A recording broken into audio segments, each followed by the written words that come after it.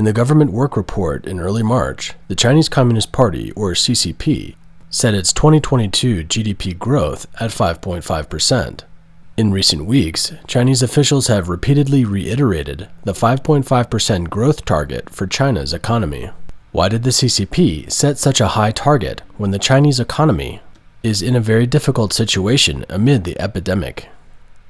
On April 26th, the Wall Street Journal quoted sources as saying that Communist Party leader Xi Jinping asked economic officials to ensure that China's GDP growth exceeds that of the U.S. in 2022, as proof of the superiority of the CCP's one-party dictatorship over Western democracies.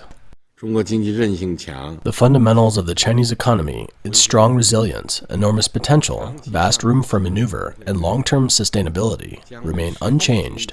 They will provide great dynamism for the stability and recovery of the world economy and broader market opportunities for all countries.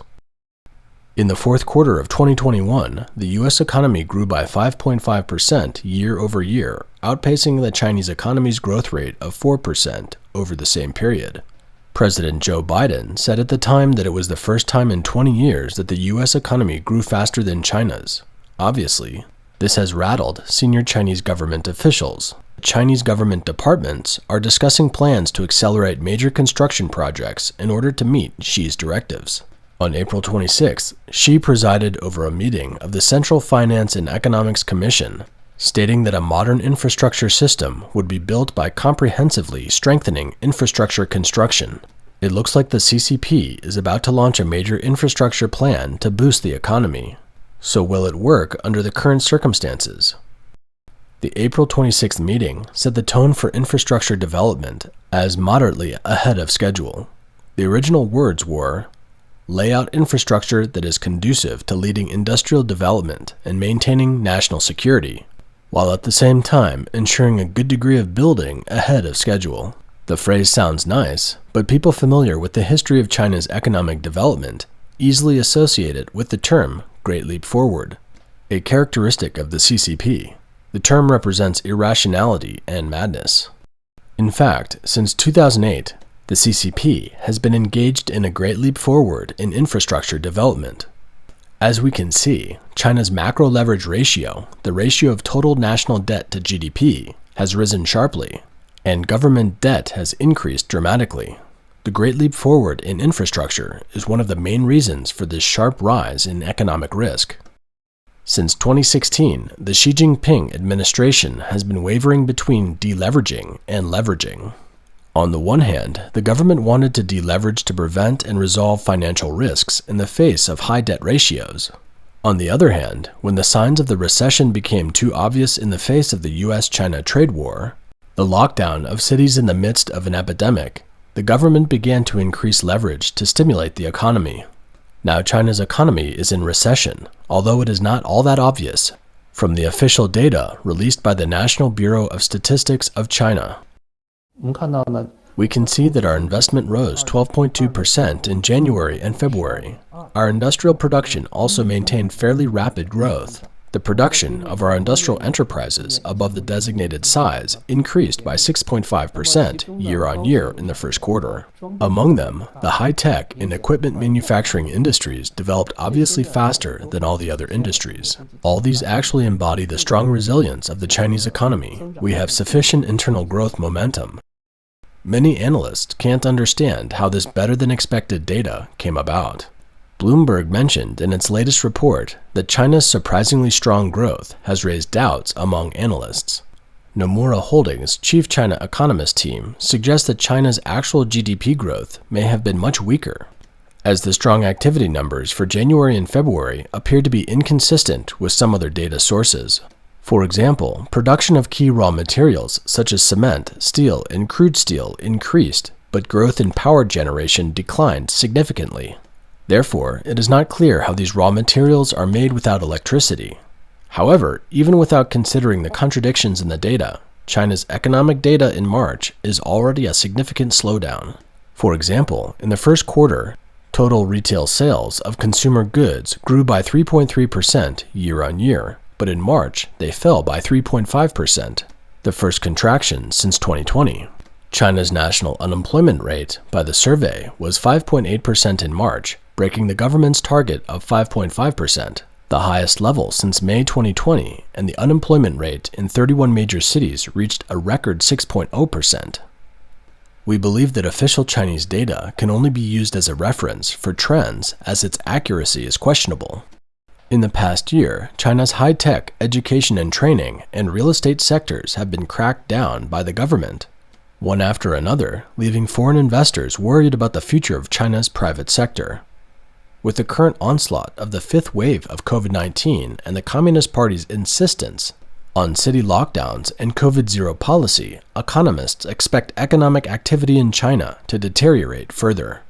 The Wall Street Journal also reported that China's economy is showing real signs of danger and may even stagnate this quarter. It also mentioned that China is no longer the growth engine it used to be for the troubled global economy. In a recessionary economic environment, leveraging up is inevitable for the CCP to prove the superiority of the socialist system and to maintain economic growth rates. However, the problem facing the CCP is whether the systematic financial risk threshold can be maintained in the process of increasing leverage.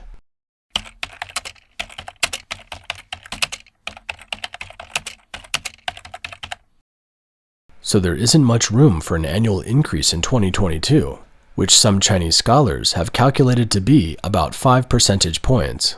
Most importantly, China's debt interest burden is heavy.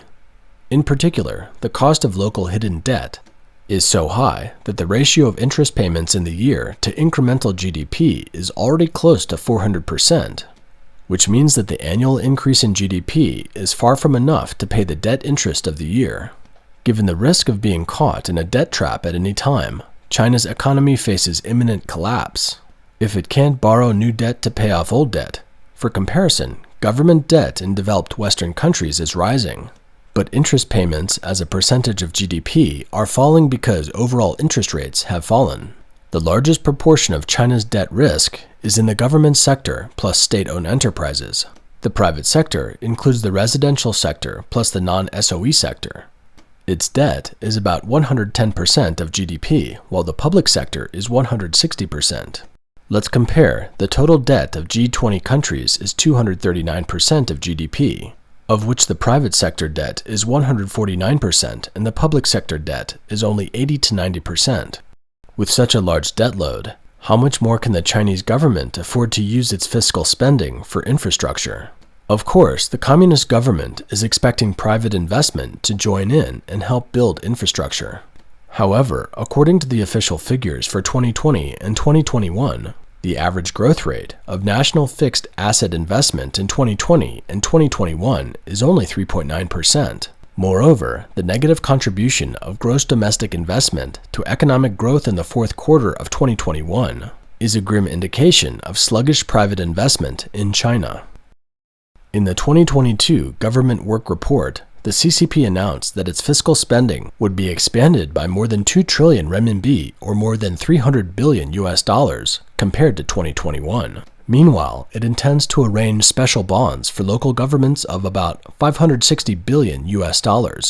Since the second half of 2021, the deployment of special government bonds has been accelerated from the central to local levels. About 50% of the government bonds in 2021 were invested in transportation infrastructure, municipality, and industrial park infrastructure. According to data released by the National Bureau of Statistics, fixed asset investment jumped 9.3% from a year earlier, about $1.65 trillion in the first 3 months of 2022, among which infrastructure investments rose 8.5% year on year.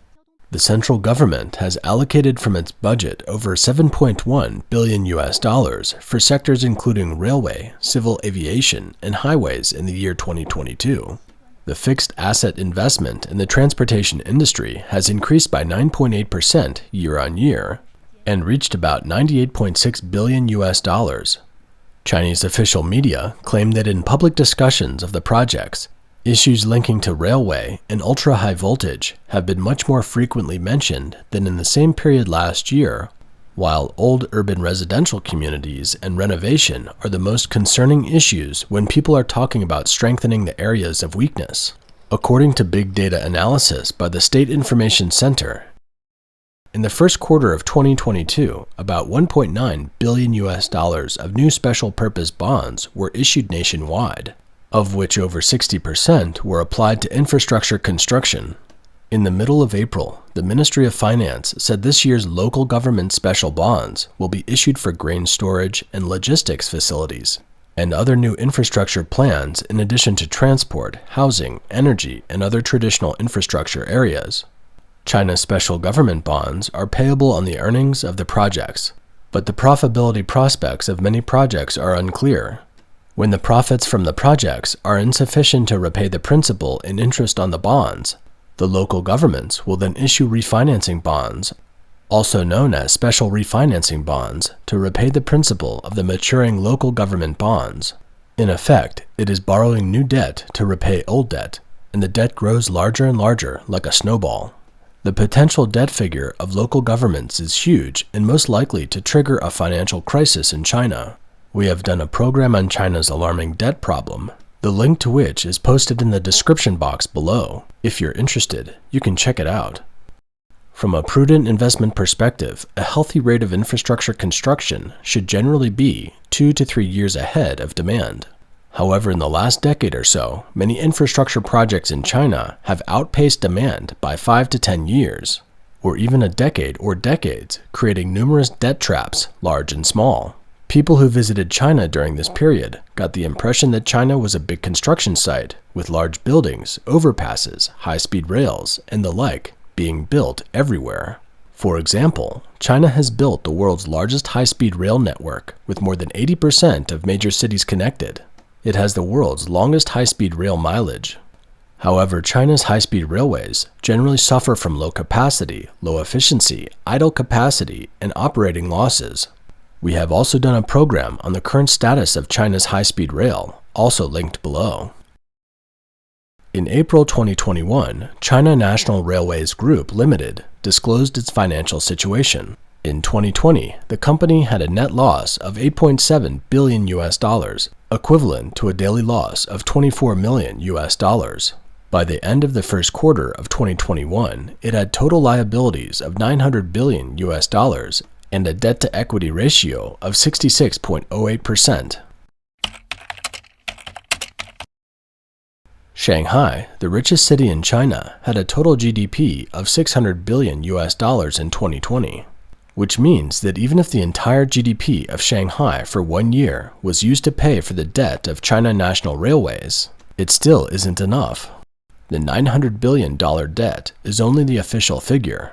In reality, the total debt of high-speed rail is most likely to be double. If the assets corresponding to the debt don't generate revenue, the government will have to rely on printing money to offset the debt. This will lead to serious inflation and huge financial risks. However, the magnitude of the problem posed by projects like the high-speed rail seems to have escaped the vigilance of the communist government so far. On February 24, 2021, the State Council issued a document that stated that by 2035, high-speed railroads would reach 70,000 kilometers. In January 2022, the State Council issued its 14th five-year plan, stating that by the end of 2025, high-speed railroads, including some intercity railroads, would be about 50,000 kilometers, covering more than 95% of cities with a population of 500,000 or more. In government propaganda, China's high-speed rail achievements are a source of pride for the Chinese. For example, China's national television has recently praised that China has set a new world record of the closing speed among 2 trains in a test run conducted in central China's Henan province. A total of 9 new technologies independently developed by China have been adopted on the test trains this time, and their overall performance in the test run has reached world-leading levels, filling a number of technical gaps in China. This strange phenomenon is understandable given that new industries like high-speed rail, which seem to have huge commercial value, are at the same time political achievements for the CCP local officials, and the scope for corruption offered by such projects is enormous. In an environment of systematic corruption, projects of the white elephant type, namely, projects that are expensive but without equivalent utility or value, are favored by many officials and businessmen who expect to make a fortune. Thus, it is in the interest of the officials to undertake infrastructure projects. Moreover, the external environment of the CCP is deteriorating rapidly. The idea of setting a larger GDP figure than that of the US will serve to maintain the party's reign. As for whether the corresponding measures are too far off the rational track, in reality, the CCP officials probably don't care.